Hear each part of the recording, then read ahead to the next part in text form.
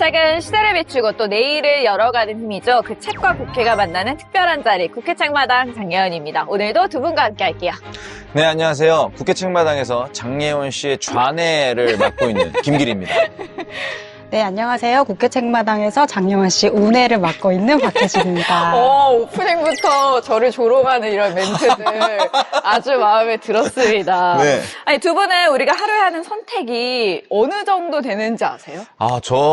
이건 예전에 책에서 읽어서 아는데 수만 번을 한다고 얘기를 들었었어요. 그래서 지금 제가 방금 장예원 씨의 좌뇌를 맡고 있다. 이것도 사실 제가 한 선택이잖아요. 네. 시작할 때 뭐라고 얘기할까 하면서. 그리고 내가 지금 어디를 보면서 얘기할까.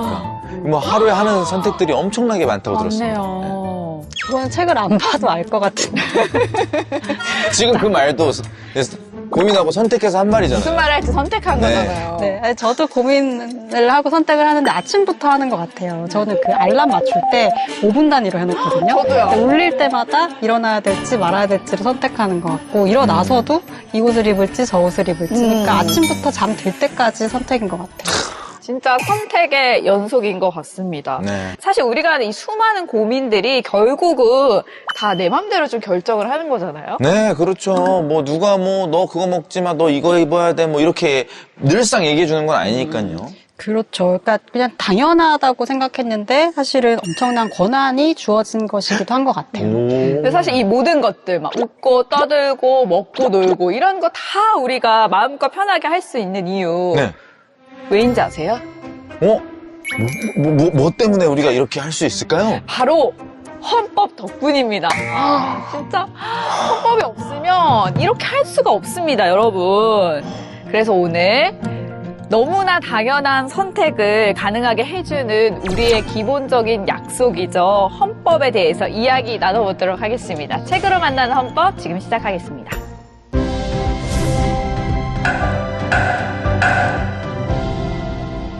우리가 왜 헌법을 알아야 하는지 그 해답을 명쾌하게 알려주실 분입니다. 한동대학교 법학부 이국은 교수님 모셨습니다. 어서 오세요. 안녕하십니까. 잘 뵙겠습니다.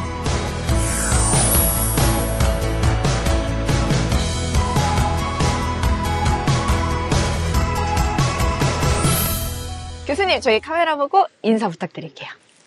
경상북도 포항의 작은 기독교 대학입니다. 한동대학교에서 이제 거의 30년째 헌법 가르치고 있는 이국운 교수입니다. 제 이름이 나라 국자에다가 운전사 운자를 쓰는데요. 헌법 교수 이름으로 딱 맞는 것 같습니다. 잘 뵙겠습니다. 반갑습니다. 한동대학교 너무 잘 알죠. 제가 그 대학을 진학을 준비할 때도 친구들이 한동대학교 가고 싶다고 하는 친구들이 많았거든요. 그래서 지금 뭐 포항의 작은 학교라고 소개하셨지만 너무나 잘 알고 있어요. 겸손한 표현이셨죠. 네. 학교 자체는 여전히 작고요. 되게 예쁜 학교이고 바닷가에서 얼마 안 떨어져 있어요. 근데 이렇게 한 해발 80m 정도 되는 그 언덕 위에 있는데 여러 가지로 굉장히 예쁜 학교고요. 특별히 학생들하고 저희 학교가 하늘이 정말 예쁩니다. 한번 오십시오. 저희가 헌법 특집을 진행을 하면서 많은 헌법학자분들과 함께하고 있는데 교수님은 이제 처음부터 이거는 내 분야다 싶으셨던 계기가 있을까요? 제 은사님이 헌법 전공이시라서 결국은 헌법 교수가 되었는데 처음에 시작은 법사회학으로 했습니다. 이제 법사회학이라고 하는 건 사실 법학은 이건 이래야 된다. 네. 그 규범의 내용을 좀 이렇게 해석하거나 적용하는 그런 학문이지 않습니까? 거기 비하면 법사회학은 약간 삐딱해요. 그래서 왜 이걸 옳다고 할까? 이걸 법이라고 할까? 그렇게 말하는 사람들은 누구이고 그 결과는 어떻게 될까? 이런 거 연구하는 법대 안에서는 일반 법학자들이 별로 좋아하지 않는 학문 분야입니다. 어른 선생님이신 막스 베버의 책을 학부 때부터 열심히 읽고 또 가능하면 그분처럼 생각하려고 했어요. 그래서 그 뒤로 한 15년 정도 걸려서 제가 박사학위를 받았는데 박사학위를 받을 때까지는 법사회학 전공자였습니다. 그런데 이제 15년 정도 법대에서 공부를 마칠 때 정도가 되니까 가르치고 배우는 방법은 조금 다를지 몰라도 이 내용 자체는 굉장히 소중한 거구나 하는 생각을 하게 됐어요. 그래서 그 다음부터 헌법 공부를 아주 열심히 하게 됐고요. 그래서 이제 헌법 교수가 되었습니다. 아니, 우리 교수님 같은 경우 당연히 또 연구실에서는 법에 관련된 이 책을 많이 읽으실 것 같은데 연구실 밖에서는 어떤 책을 읽는지 너무 궁금합니다. 약간 오해가 있으신데요. 저는 연구실 안에서도 법책 말고 다른 책을 또 많이 읽어야 된다. 그렇게 이제 얘기를 합니다.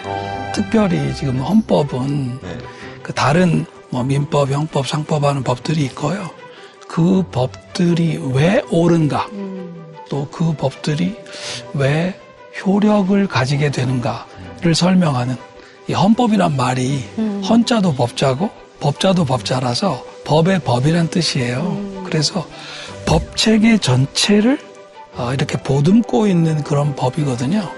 그런 의미에서 헌법은 헌법 문서에 쓰여 있는 내용을 잘 알고 해석하는 것도 중요하지만 도대체 이게 왜 옳은지를 궁금해하고 가장 근본적으로는 이 모든 시민이 자유인이고 그 자유인들이 서로 평등하게 서로를 존중해야 하고 그 기초 위에서 우리가 국가도 만들고 권력을 운영해야 한다고 하는 건데 그 자체를 좀 깊이 정당화하고 하려면 철학책, 역사책, 그리고 뭐 저희는 기독교 학교니까 성경도 좀 많이 읽어요.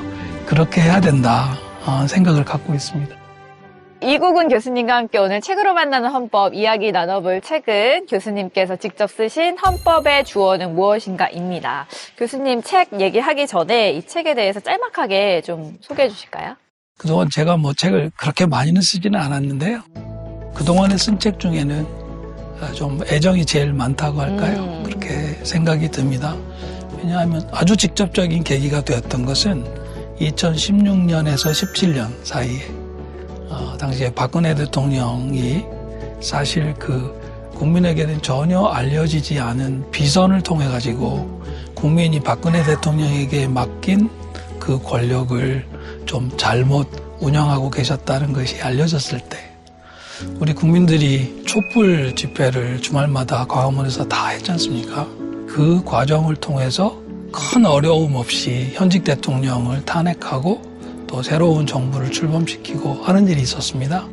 우리 헌법의 주인이 우리 헌법 전문에 나오는 우리 대한국민인데 이 권력을 책임 맡고 있는 대통령이나 국회의원들이나 법관들이나 이런 사람들이 혹 잘못한 경우에 이 국민들이 나서서 광장에서 촛불을 들고 함께 이 헌정을 다시 회복한다고 하는 그 과정이 너무 감동적이어서 헌법 가르치고 공부하는 사람으로서 우리 시민들께 저도 좀 선물을 드렸으면 좋겠다 그런 생각에서 우리 헌법 제1조가 문장이 2개예요. 대한민국은 민주공화국이다. 그 다음에 대한민국의 주권은 국민에게 있고 모든 권력은 국민으로부터 나온다인데 요 2 문장만 가지고 그 2 문장을 깊이 생각한 결과를 좀 나누면 좋겠다. 저로서는 무슨 참고문헌 보고 쓴 책이 아니고 제 마음속에 우러난 제가 책임질 수 있는 생각을 쭉 펼친 글이라서 나름대로는 되게 좀 감사하게 생각하고 있는 글입니다. 에디터님은 이 책 읽으시면서 어떤 부분이 좀 눈에 들어오셨을까요? 저도 이번에 좀 집중적으로 이제 헌법에 대한 책들을 읽고 있는데요. 읽다 보니까 크게 이렇게 2갈래로 좀 나눠지는 것 같더라고요. 하나는 내용을 좀 강조하는 책들, 헌법의 주요 내용들이 어떤 것인지, 어떻게 집중하는 책이고, 하나는 이렇게 좀 태도? 자세를 알려주는 책들이 있는 것 같아요. 그러니까 구체적인 내용을 포함해서 우리가 그 헌법을 어떻게 바라봐야 하나 그런 자세를 알려주는 책이 있는 것 같은데 이 책은 그 2가지가 함께 있으면서 그 자세, 태도에 대한 부분이 굉장히 강하게 와닿는 책이었어요. 그러니까 이렇게 보통 우리가 이렇게 이런 책들을 보게 되면은 약간 전문적 지식이 있는 사람을 대상으로 하다 보니까 어떻게 집중을 많이 하는 것 같거든요. 이 조항을 어떻게 해석해야 되고 어떻게 적용해야 되고 어떻게 다퉈야 될 것인가. 근데 이 책은 그 헌법을 왜 우리가 열망하게 됐을까? 왜 이걸 썼을까? 그래서 어떤 그 조문의 행간을 이제 읽게 해주는 좀 지혜 태도를 알려주는 것 같아서 아까 법사회학을 공부하셨다는 얘기 듣고 보니까 좀 이해가 돼요. 이게 좀 철학적인 느낌이 들고 뭔가 근본적인 질문을 자꾸 하고 있는 것 같았는데 그게 이 책만이 가지고 있는 좀 장점이고 특징이구나 하는 생각이 좀 들었습니다. 잘 읽어주셔서 감사합니다. 책의 부제를 보면 헌법 묵상이라고 돼 있고 첫 네. 챕터 제목도 헌법 네. 묵상인데 사실 저는 교회를 다녀가지고 이 묵상이라는 단어가 굉장히 익숙한데 많은 분들이 이제 묵상이라는 단어가 좀 낯설 수도 있고 거기다 헌법 묵상이라는 이 단어는 더 낯설 것 같은데 그쵸. 헌법을 묵상하다 어떻게 해석을 하면 될까요? 묵상이라는 말을 뭐 영어로 여러 가지로 쓰는데요. 메디테이션 그렇게 이제 하는 것 같아요. 그 대상 앞에 오래 머물러 있으면서 생각을 계속 쌓아가는 거, 더 깊이 해가는 거인데 저는 한자 말이 훨씬 더 마음속에 와닿습니다. 이 묵자가 잠긴다 할 때의 묵자거든요. 그러니까 생각에 잠기는 거. 헌법이 130조문이고요. 앞에 그 전문이 붙어 있는데 그 한 구절 한 구절이 그냥 휙 읽어가지고는 놓치기 쉬운 깊은 어떤 고민들을 담고 있어요. 그 기본적으로 헌법은 권력과 관련된 거기 때문에 여러 가지 어려운 선한 뜻으로 하다가 어려운 상황에 닥치기도 하고 처음부터 아예 아주 좀 사악한 의도를 가지고 권력을 나쁘게 잔인하게 행사하기도 하거든요. 그 모든 일이 우리 정치 현실에서 벌어지는데 그것들을 어떻게 현실적으로 가장 피를 적게 흘리면서 가장 좀 정의롭게 해결할 수 있을까를 고민한 그 결과가 축적된 게 바로 헌법이에요. 그래서 헌법의 그 문장 하나하나를 만만히 보지 말고 그 앞에 생각에 깊이 잠겨서 헌법이 나에게 무슨 말을 걸어오는지 좀 기다려보자. 그런 뜻에서 헌법 묵상했고요.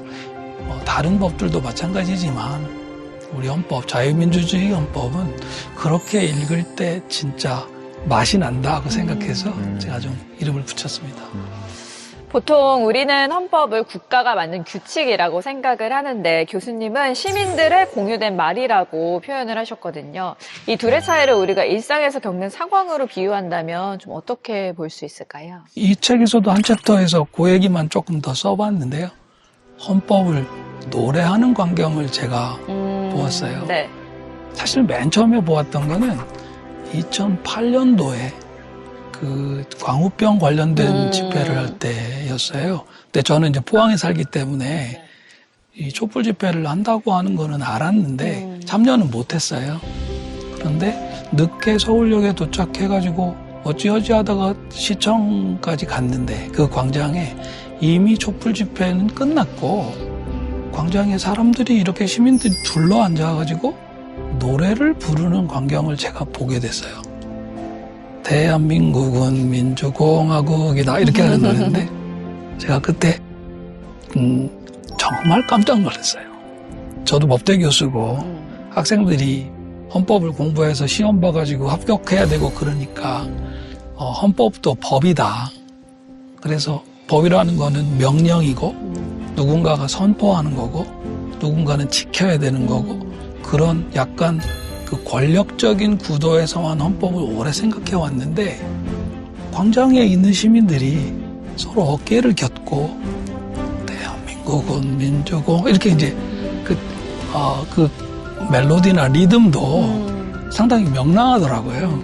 그래서 제가 이건 뭔가 헌법을 노래한다고 하는 차원은 내가 그동안 생각을 못 해봤구나. 그렇게 이제 생각을 이렇게 발전시켜 가고 있었는데 가만히 보니까 그게 헌법의 원래 모습이고 지시하거나 명령하거나 선포하거나 잘못된 사람 처벌하거나 하는 거는 그 모습에서 비롯된 여러 작용 중에 하나일 뿐이더라고요. 왜냐하면 우리 헌법을 선언하는 사람이 선포하는 사람이 우리 대한국민 바로 그분들이더라고요.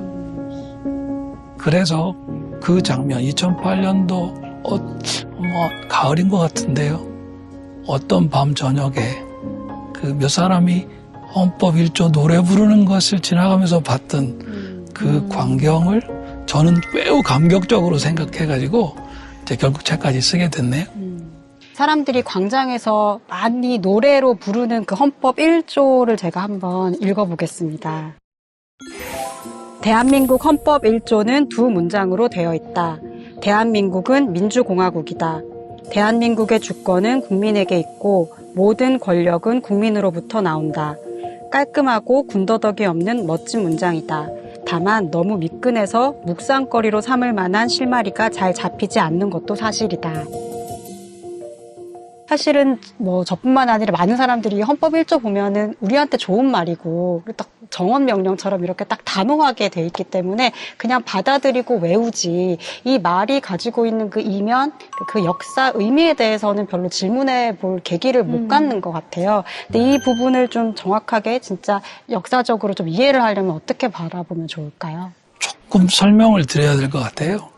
대한민국은 민주공화국이다. 이 문장이 우리는 지금 너무 익숙하게 생각하지만 사실 우리 대한민국이 헌정의 역사에서 승계한 나라가 있어요. 대한제국입니다. 뭐 여러 가지 설명들이 있지만 우리 헌법의 그 입장은 아주 분명합니다. 대한제국을 우리가 승계했다. 여러분, 대한제국은 황제가 주인이 되는 나라예요. 네. 황제가 주인이 되는 나라에서 이제 시민 각각이 주인이 되는 나라로 바뀐 겁니다.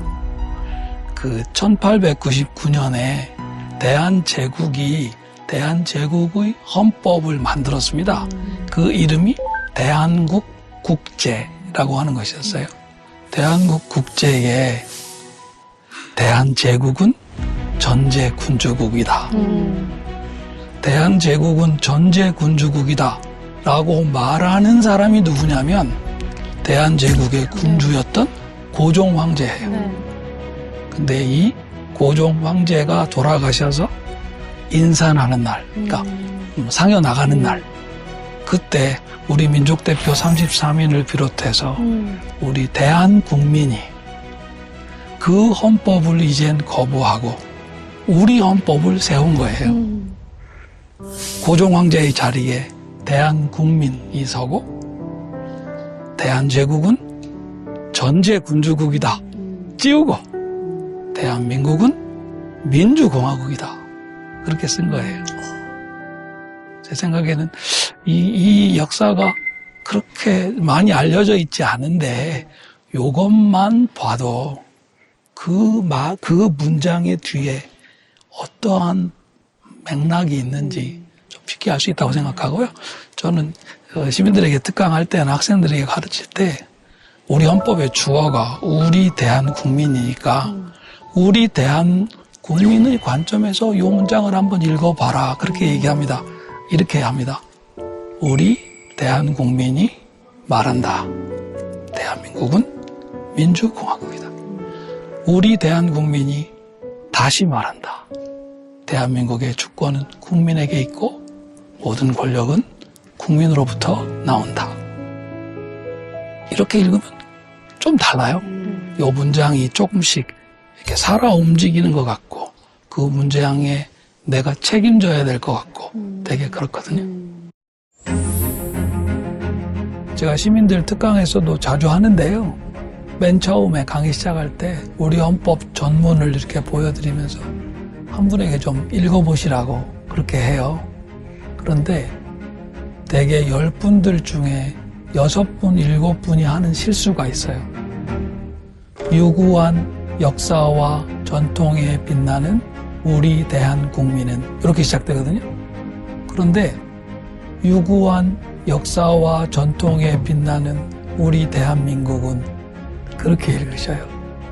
마치 헌법을 나라에서 정해서 그냥 우리한테 지키라고 요구하고 있는 것처럼 읽는 꼴이에요. 저는 의외로 헌법 전문의 주어가 우리 대한국민이라고 하는 거를 우리 국민들 중에 잘 모르시는 분들도 많은 것 같아요. 사실 요거를 바꾸려고 저 나름대로는 무지 애를 썼는데 아직 갈 길이 좀 먼데요. 이 자리에서도 말씀을 꼭 드려야 되겠습니다. 우리 헌법의 주어는 우리 대한국민이에요. 우리 대한국민이 헌법을 만드는 거지 대한민국이 스스로 헌법을 만드는 건 아니에요. 그거 좀 확인해 주시면 좋겠습니다. 근데 이 표현이 미끈하다는 표현이 헌법 1조가 미끈하다라는 표현 너무 재밌지 않나요? 미끈미끈하다? 미끈미끈하다. 혹시 이 시대의 어떤 분들에게 이 문장을 꼭 한번 읽어주고 싶으신가요? 우리 헌법 제1조를 아까는 제가 우리 대한국민이 서로를 얼굴을 보면서 얘기하는 것 같은 식으로 얘기했는데 우리 역사에 피해를 끼쳤거나 또는 우리 역사를 통해서 좀 도와줘야 될 그런 분들을 좀 이렇게 상정하고 전제하고 이 문장을 읽어보면 어떨까 하는 생각이 들어요. 돌아가신 고종황제한테는 대한민국은 민주공화국이다 라고 하는 이 선언이 송구하지만 이제 우리 더 이상 당신의 신민이 아닙니다. 당신하고 똑같은 자유인으로서 나라를 만들었습니다. 라는 선언이 됐겠고 우리를 식민 지배했던 일제의 식민주의자들이거나 아니면 우리 독립을 도와주었던 미 군정의 사령관들에게도 역시 아주 뿌듯하고 뚜렷하게 얘기할 수 있을 것 같고요. 혹은 세계에 그런 나라가 아직은 많지 않습니다만 아직 독립하고 있지 못한 나라들이 있을 수 있잖아요. 요새 이제 중동의 쿠르드 같은 얘기들도 많이 하시는데 그 나라 분들에게도 우리 이 헌법 1조를 좀 읽어드리면서 우리는 이러이러한 어려운 과정을 거쳤지만 결국 자유와 민주와 평등, 평화가 꼽히는 나라를 만들었습니다. 우리가 좀 할 수 있는 대로 돕겠으니 여러분도 그런 세상으로 좀 빨리 가시면 좋겠습니다. 이렇게 할 수도 있을 것 같아요. 저는 그래서 1조의 두 문장을 상대방을 좀 상정하고 읽는 거에 따라서 그 의미가 굉장히 다층적이고 또 깊어질 수 있다 생각합니다. 이 책에 보시면 대부분의 문장이 주어가 없어요. 한국말 문장은 주어 없이도 잘 써지지 않습니까? 그래서 주어 없이 문장을 일부러 그렇게 썼어요. 왜냐하면 그 주어의 자리에 이 책을 읽으시는 동료 우리 대한국민을 초대하고 싶어서예요. 제가 제 생각을 말씀드리는 것보다는 제가 여기에 쓴 문장들의 주인이 좀 되어주셨으면 좋겠다. 그래서 이 책 자체를 하나의 청유이자 초대라고 생각해서 제가 썼어요. 그래서 혹시 책을 읽으시게 되는 분들은 마지막에 에필로그에 제가 써놓은 대로 이 사람이 일부러 주어 없이 썼구나. 그걸 좀 헤아려 주시면 좋겠습니다. 그 이제 헌법의 청유를 받아서 묵상하고 대화를 하다 보면 이게 뭐 좋기도 하지만 회의하거나 의심하거나 부정하고 싶고 뭐 이런 마음도 들 것 같거든요. 그래서 이 교수님께 질문하고 싶은 솔직한 마음은 그 교수님께서 지금 이 한국의 헌법에 대해서 어떤 자부심을 갖고 계시는지 좀 자랑스럽게 생각을 하시는지 그런 걸 좀 여쭤보고 싶어요. 저는 우리 지금 헌법, 제한헌법부터 내려오는 헌법의 내용에 대해서 아주 큰 자부심을 갖고 있습니다. 특별히 우리 헌법의 뒤에 9장에 경제라는 데가 붙어 있는데요. 우리 헌법 시작할 때부터 우리 선조들이 애를 써서 만들어 놓은 물적인 기초가 있었어요. 그거를 어떻게 써야 하는지에 관해서 만들어 놓고 있는 그 기본 틀들이 매우 훌륭하고 되게 고맙다. 그런 생각을 제가 합니다. 다만 한 가지 아쉬움이 있다면 48년도에 이제 나라를 만들어야 되니까 불가피하게 이 중앙 집권적인 구조를 취했습니다. 그래서 자유민주주의 헌법으로서는 이례적으로 풀뿌리 민주자치를 생각보다 덜 강조했습니다. 그런데 이제 1987년에 현행 헌법을 만들면서 여러 제약들을 벗고 이제는 우리 자치분권 하겠다. 그렇게 하고 그 뒤로 이제 옮겨오고 있는데 헌법의 조문이 조금 불비해가지고 부족해서 조금 어려운 측면이 있어요. 그래서 조만간 우리가 헌법 개정을 하게 되면 이 자치와 분권도 민주헌법답게 좀 확실히 하면 좋겠다 하는 생각이 있고, 그거 하나만 덧붙이면 저는 뭐 세계의 다른 어떤 헌법보다도 아름다운 헌법이다 그렇게 생각합니다. 교수님, 그럼 끝으로 시청자분들과 나누고 싶은 구절이 있으면 직접 낭독을 해주시면 어떨까요? 헌법이란 무엇인가? 광장에 남겨진 자유시민들의 공유된 말은 지금도 우리에게 말을 걸고 있다. 우리 또한 촛불을 들고 광장에 나선 자유시민들인 까닭에 이곳에 남겨두어야 할 공유된 말들을 가지고 있다. 우리로 하여금 말하게 하려고 그 자유시민들이 먼저 걸어온 말에 대하여 이제는 우리도 말을 걸어 우리의 말을 남겨놓을 수 있다. 헌법은 타자에게 말 걸기이다. 서로를 위하여 서로가 서로에게 먼저 말을 걸어주는 이 말 걸기의 유쾌한 섞임, 그것이 바로 헌법이다. 그러므로 헌법은 그 자체가 원래부터 즐거운 청유이다. 헌법이라는 즐거움은 청유. 본문의 마지막 문장입니다. 진짜 이전에는 그냥 헌법을 읽는다라고 생각을 했는데 교수님 말씀을 듣고 나니까 헌법이 서로에게 말을 걸어온다라고 느끼게 되는 것 같습니다. 포항에서 오셨는데 정말 먼 걸음 해주셔서 다시 한번 감사드리고 앞으로도 교수님의 책을 즐겁게 읽도록 하겠습니다. 오늘 함께 해주셔서 고맙습니다. 감사합니다. 감사합니다.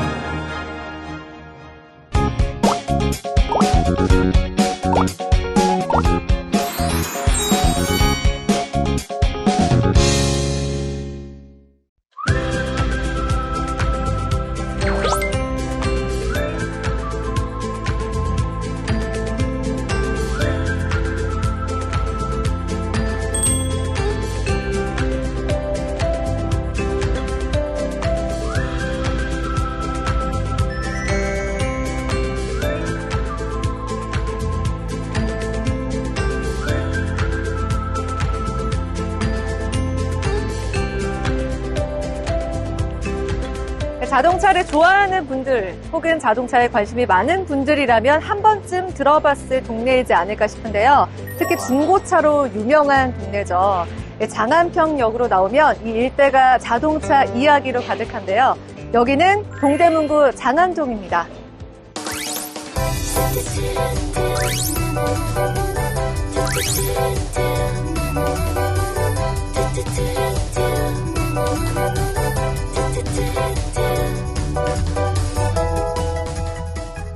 여기가 장안평 자동차 용품 거리로 불립니다. 이 골목으로 들어서면 정비소와 타이어 가게들이 질비해 있거든요. 자동차 용품 가게들이 이렇게 많이 모여있는 광경이 저에게는 좀 낯설게 느껴지기도 하지만 저도 운전하는 걸 워낙 좋아하는 편이라 여기 와서 많은 것들을 좀 구경해 볼 수 있을 것 같아요.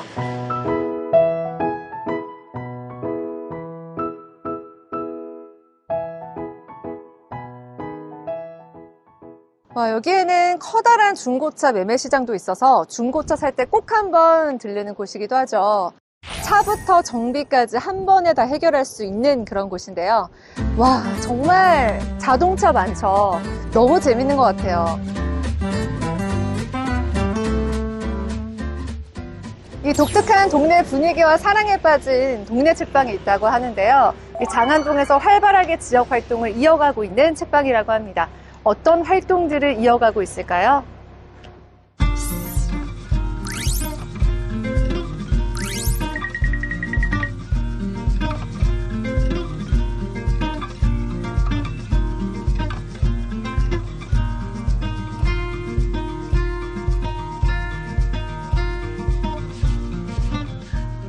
여기 무아레라는 서점에 도착을 했습니다. 여기 건물이 되게 예쁘네요. 여러 가게들이 밀집해 있는 그런 건물인데요. 무아레 서점은 2층에 자리를 하고 있습니다. 여기 이렇게 카페가 있어요, 1층에. 여기서 음료를 사서 2층에 올라가서 편하게 책 읽기도 좋을 것 같아요.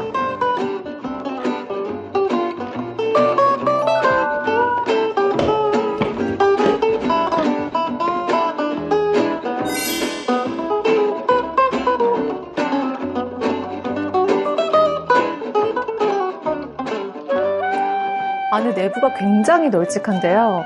카페처럼 테이블도 굉장히 많이 있고 보니까 이렇게 책장과 매대들이 다양한 형태로 꾸려져 있어요. 책들도 굉장히 많죠.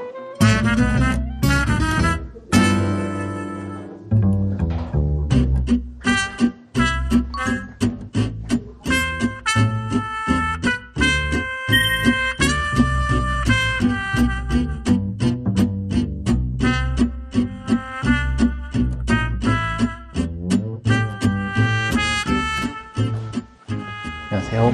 안녕하세요. 반갑습니다. 네. 두 분이 혹시 대표이신가요? 네. 같이 운영을 하시는구나.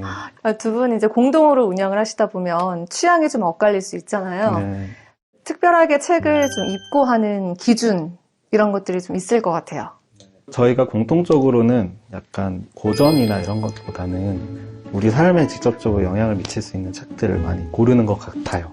그런데 저는 좀 이런 사회과학 서적이나 인류학 서적이나 어떤 르포물 그리고 확실히 이제 글자를 좀 확실히 볼 수 있는 이런 책들을 많이 좋아하는 것 같아요. 네. 저는 조금 더 일상에 맞닿아 있는 느낌을 좋아해가지고 예를 들면 직업에 관련돼서 먼저 길을 걸어가서 그 길을 소개해주는 사람들의 이야기라던가 무게감이나 진지함의 정도가 약간 차이가 날 때가 있어요. 결이 조금 네. 다를 수 있어요. 제가 네. 좀 많이 진지한 편이고 저는 좀 가볍거든요. 네. 그게 아마 이제 저희가 각자 저는 글 쓰는 일을 하고 또 디자이너로 또 각자 일을 하고 있거든요. 그런 차이도 좀 있는 것 같아요. 두 분 합이 되게 잘 맞겠네요. 또 운영하시면서. 저희는 이제 철저한 비즈니스 관계이기 때문에 어떻게 보면 잘 맞는다고 할 수 있는 것 같아요.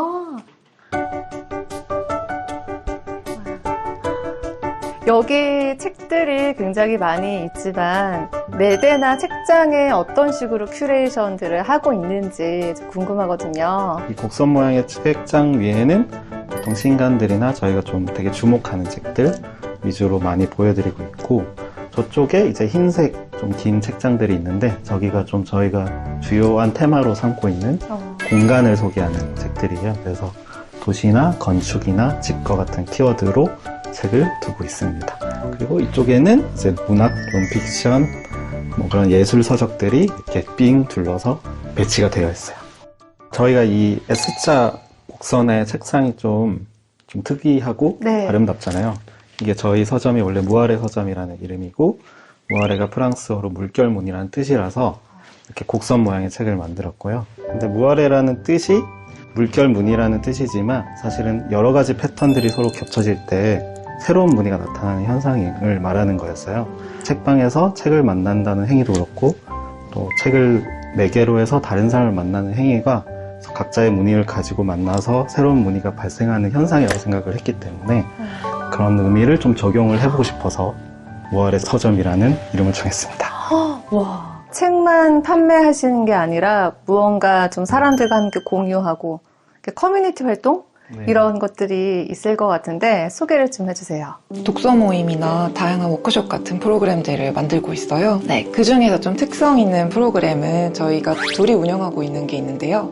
서점지기님이 운영하시는 디핑소스 북클럽이라는 프로그램이 있어요. 내가 읽기 좀 어려운 주제들의 책을 선정해서 다 같이 읽고 이야기하는 프로그램이 있고요. 제가 하는 프로그램은 여기 뒤쪽에 보이는 진을 만드는 프로그램이에요. 기성 출판물이랑 다르게 내가 표현하고 싶은 것들을 좀 가볍고 쉽게 펼쳐볼 수 있는 장르거든요. 그래서 사람들이 모여서 더 자유롭게 편하게 풀어낼 수 있는 자리를 만들고 있습니다. 그게 진이라고요? 네, 매거진의 진. 매거진의 네, 진을 네. 따서. 맞습니다. 이렇게 보시면 이런 식으로 책등이 없이 다 펼쳐서 콜라주를 해서 만들기도 하시고요. 이렇게 펼쳐지는 입체로 자신의 공간을 표현하기도 하세요. 아트북을 만드시나요? 맞아요. 작은 재밌다. 아트북을 만드는 과정을 함께 하고 있습니다. 그렇게 어렵지 않습니다. 참여하시면 다 하실 수 네. 있습니다. 무조건 완성해서 가십니다. 네.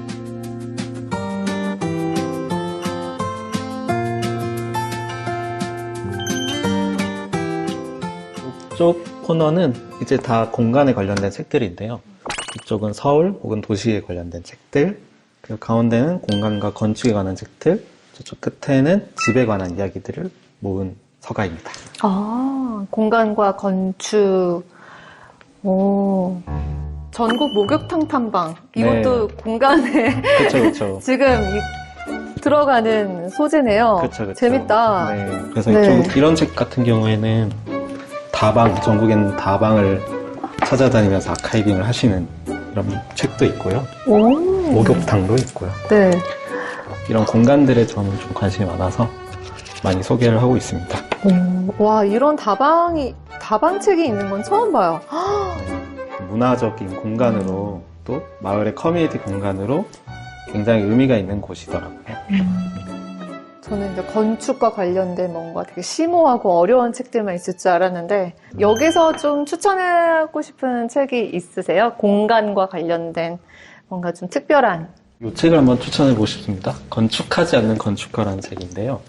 이 책이 설명하는 거는 꼭 이렇게 시멘트로 건물을 짓고 설계하고 이런 걸 짓는 사람만 건축가가 아니고 사람들이 어떻게 모이고 공간을 어떻게 활용하고 커뮤니티를 어떻게 만들지를 연구하는 사람들도 건축가라고 말을 해요. 그리고 그런 역할을 하는 사람이 훨씬 많아야 된다. 이런 걸 주장하는 책이라서 저희도 사실 이런 물리적인 공간보다는 장소로서 이 책방을 기억하고 좀 이것에 애정을 가진 사람들이 여러 가지 기억을 가지고 있는 것, 이런 것에 관심이 많은 것 같습니다. 저희는 전명희님의 나다운 집 찾기를 좋아하는데요. 저희가 보통 집을 구할 때 부동산을 돌아다니잖아요.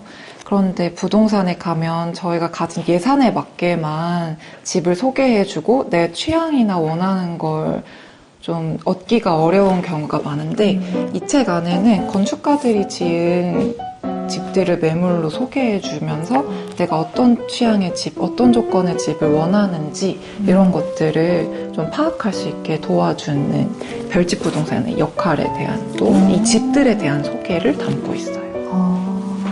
와, 이거 되게 재밌겠다. 나다운 집 찾기.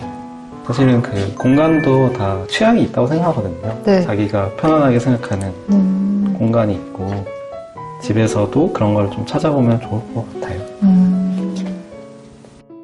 여기 무아래 서점이 아무래도 말씀하신 것처럼 공간, 건축, 집과 관련된 주제를 담은 책들이 많고 또 굉장히 그게 특색이라고 생각이 드는데 그렇다면 여기 장안동에 관련된 그런 어떤 모임이나 이런 게 있나요?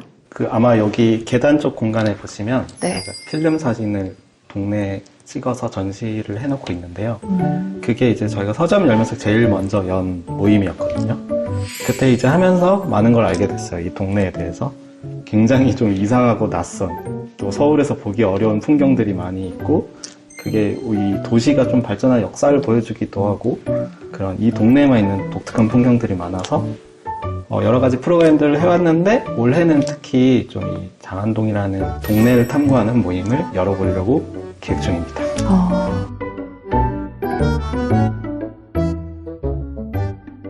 그동안 가장 많이 사랑을 받았던 베스트셀러가 있다면 어떤 게 있는지. 저희가 만든 이 서점 창업기를 담은 도큐먼트 01이라는 독립출판물을 소개해드리고 싶어요.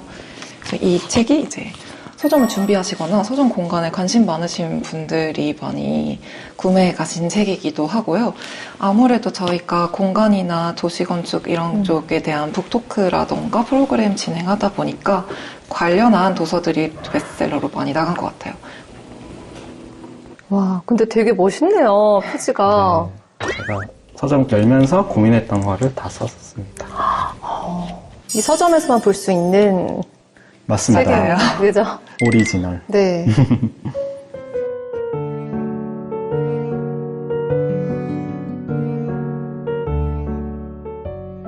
여기 방문하시는 분들에게 이 무아래 서점이 어떤 서점으로 좀 기억이 되고 싶은지 궁금해요. 초창기에는 엄청 잘 나가는 서점이 되고 싶었는데요. 이제는 그거보다는 그냥 사람들의 기억 속에 되게 좋은 경험들로 이 서점이 기억되기를 바라는 것 같아요. 그리고 이런 물리적인 공간들은 당연히 있지만 저희를 기억해 주시는 손님들의 기억이 이렇게 모여서 저희 서점이라는 존재가 되는 것 같아서 그러기를 바라고 있습니다. 네.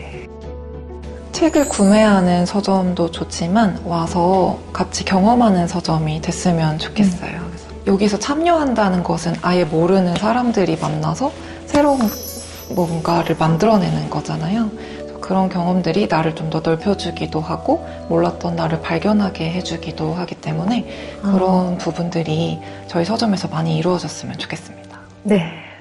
오늘 이렇게 두 분의 대표님과 함께 무아래라는 책방을 둘러봤는데요. 어떤 주제이든 내 생각과 내 이야기를 마음껏 펼칠 수 있는 그런 공간이 되어지는 것 같은데요. 장안동에 놀러 오신다면 여기 무아래 서점 꼭 한번 들러보시길 추천드릴게요. 사람들이 모여서 새로운 문의를 만들어내는 기분 좋은 경험을 할 수 있는 서점 무아래입니다. 서점을 노래할 스피커 1에 기회를 주셔서 감사합니다. 책방들에서 좋은 기운 많이 받으시고 건강하세요.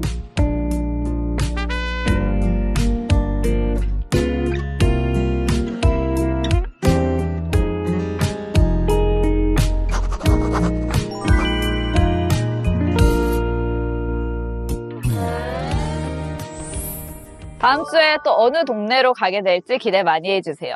이번에는 기리 씨와 함께 과거로 한번 돌아가 볼까요? 오늘은 길게 설명할 필요가 없는 때로 가보도록 하겠습니다. 네. 바로 필승 코리아 2002년. 2002년 6월 온 국민이 목이 터져라 이 노래를 외쳤던 그때입니다. 네. 저는 왜 기억하냐면 제 나이가 그때 딱 초등학교 6학년이어서 그 시점으로 좀 계산을 잘 하는 것 같아요. 아, 초등학교 6학년.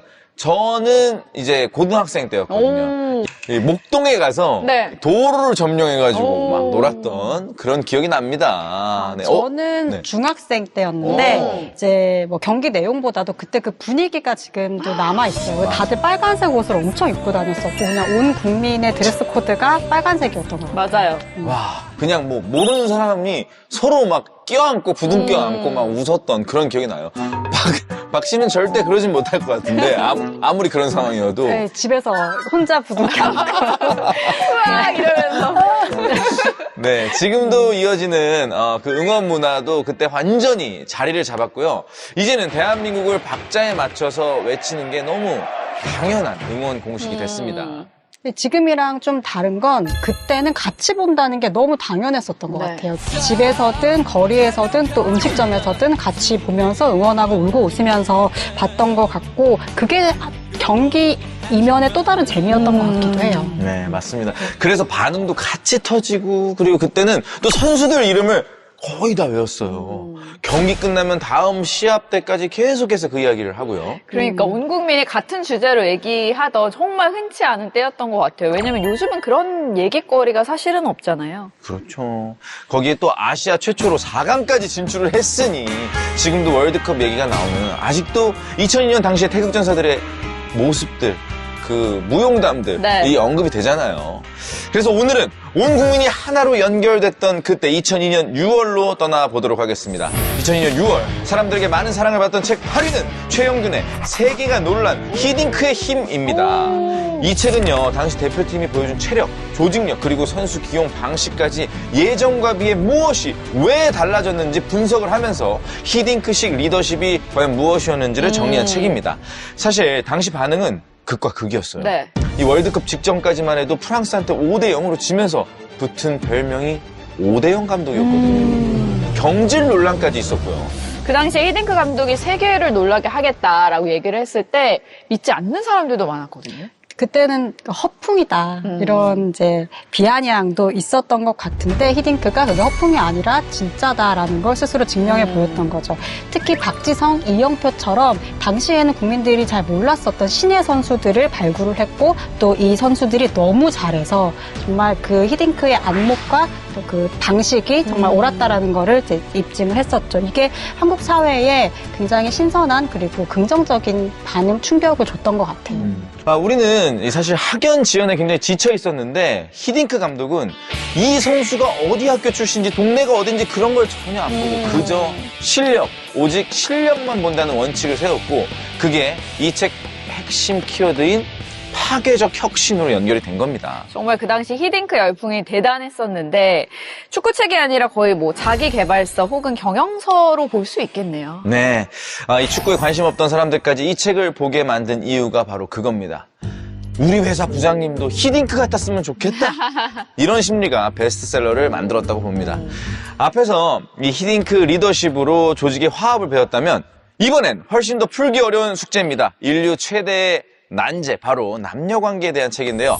2002년 사람들에게 사랑받았던 책 7위는 존 그레이의 화성에서 온 남자, 금성에서 온 여자입니다. 다 기억하시죠? 진짜 좋아했었어요. 네. 재밌었어요. 화성에서 온 남자, 금성에서 온 여자는 남녀의 차이를 서로 다른 행성에서 온 존재로 풀어낸 책인데요. 남녀의 대화 방식과 감정 표현의 차이를 짚으면서 서로를 이해하는 방법을 쉽게 설명해 큰 공감을 얻었습니다.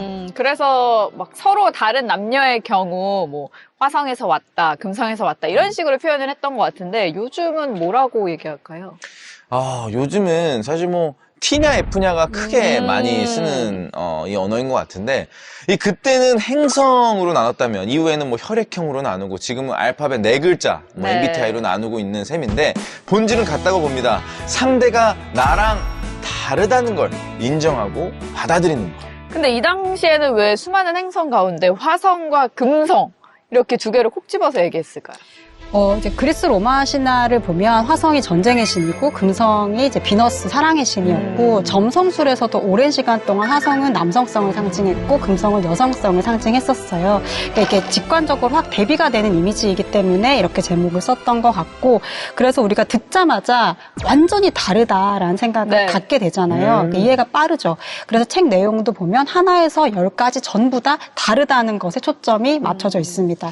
근데 핵심은 틀린 게 아니라 다른 거다. 그러니까 이렇게 다르기 때문에 남자와 여자 사이에는 통역이 필요하다라는 걸 굉장히 세련된 방식으로 그 메시지를 전달한 거죠. 그러니까 서로 좀 이해해 보려는 노력이 담긴 책이 아닐까 싶습니다. 맞아요. 그 당시는 이 TV나 잡지에서도 연애, 결혼 이야기가 많이 나오고 연애를 하나의 중요한 삶의 요소로 다루기 시작했던 때였거든요. 그러니까 이 당시에 TV 프로그램도 보면 뭐 산장에서 미팅하는 프로그램도 있었고 장미 전쟁인가 네. 그랬어요. 그리고 뭐 강호동의 천생연분 이런 프로그램들이 좀 시대적으로 인기가 있었던 것 같습니다. 네. 그때 이 막상 이 관계 안에서 부딪히는 문제들은 어떻게 풀어야 하는지에 대한 이 기준이 부족했고요. 그러다 보니까 남녀는 원래 다르다라고 전제해 주니까 오히려 그렇구나 했던 거죠. 그렇죠. 복잡하게 생각할 필요 없고 또 누가 맞고 누가 틀리다라는 걸 논쟁할 필요가 없이 일단 다르다라고 전제를 깔아놓고 보면 이렇게 좀 받아들이기가 쉬워지고 또 상처도 덜 받고 그렇지 않을까요? 맞습니다. 2002년 여름 뜨거웠던 열기만큼이나 사람들의 관계도 뜨거웠던 시기, 또 서로를 이해해 보려는 마음이 만들어낸 또 하나의 베스트셀러였습니다. 자, 그렇다면 2002년 6월 가장 많은 사랑을 받은 책 2위는 집에 들어가 조용히 챙겨보던 프로그램 기억하실 겁니다. 박인식의 TV동화 행복한 세상입니다. 진짜 저 너무너무 좋아했어요. 그래요? 네, 진짜 좋아한 프로그램. 책도 좋아했고요. 많은 분들이 이렇게 사랑했던 프로그램인데요. TV동화 행복한 세상은 동명의 TV 프로그램을 책으로 엮은 건데요. 일상 속 짧은 이야기를 동화처럼 풀어내 한 편 한 편이 길지 않고 마지막에 간단한 메시지를 전하는 형식으로 많은 사랑을 받았습니다. 예전에는 좀 연령에 관계없이 온 가족이 좀 같이 볼 수 있는 프로그램이 많았던 것 같습니다. 그쵸? 이 책은 당시 5분짜리 애니메이션을 책으로 옮긴 건데요. 좀 의외지 않나요? 네. 2002년 6월이면은 온 나라가 붉은색으로 뒤덮이고 하루 종일 소리를 지르던 때인데 베스트셀러는 이렇게 차분한 책이라는 게 신기했던 것 같아요. 그렇네요. 너무 다른데요? 근데 우리 몸이 항상 균형을 맞추려고 한대요. 그래서 바깥에서 광장에서는 도파민이 분출되는 흥분의 상태를 경험했다면 집에 와서는 약간 정서적 균형을 맞추기 위해서 잔잔하고 좀 차분하고 이런 것들을 또 추구하지 않았나 싶습니다. 그러니까 제가 기억하는 이 이야기의 장점이자 강점은 좀 자극적이지 않다라는 거였거든요. 그러니까 자극적인 소재들이 참 많았는데 이 책은 늘 순수했던 것 같아요. 바로 그겁니다. 당시 월드컵이 우리에게 준 메시지가 우리도 할 수 있다! 이런 자신감이었다면 TV 동화 행복한 세상이 준 메시지는 주변엔 여전히 따뜻한 이웃이 있다는 거였습니다. 네, 실제로 이 책을 보면 그 여러 에피소드들에 나오는 인물들이 주변에서 볼 수 있는 이제 소시민들의 이야기예요. 뭐 구두 닦는 아저씨라든지 시장에서 볼 수 있는 할머니라든지 그래서 뭐 대단한 성공 신화가 아니라 매일매일 자신의 삶을 성실하게 살고 있는 사람들의 작은 승리들을 보여주고 있는 책이기 때문에 오히려 그 월드컵의 열기와 묘하게 맞아떨어지면서 많은 사람들의 마음을 또 한편으로 뭉클하게 했던 것 같습니다.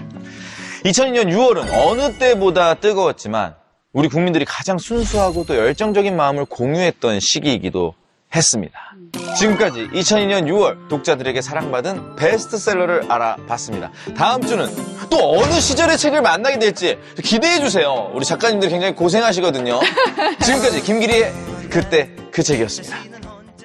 Give me more of those good days where we can just fly high, feeling the sun trees, and maybe dance all night, and we will be just fine, 'cause I can feel good days coming our way.